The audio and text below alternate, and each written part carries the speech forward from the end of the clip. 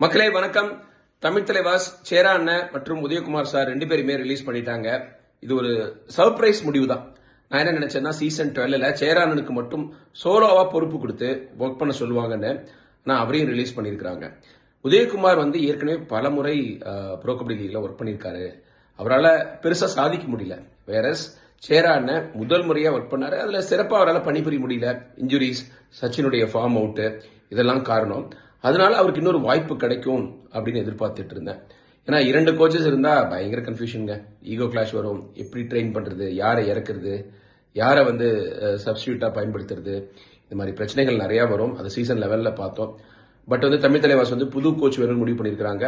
Maybe ரைடிங்ல expertise உள்ள ஒரு கோச்சை கொண்டு வருவாங்கன்னு எதிர்பார்க்கலாம். ஏன்னா தமிழ் தலைவாசுக்கு கடந்த 2-3 சீசனா பிரச்சனை ரைடிங்ல தான். நீங்க இந்த தமிழ் தலைவாசோட முடிவு பத்தி என்ன நினைக்கிறீங்க? கமெண்ட்ஸ்ல போடுங்க.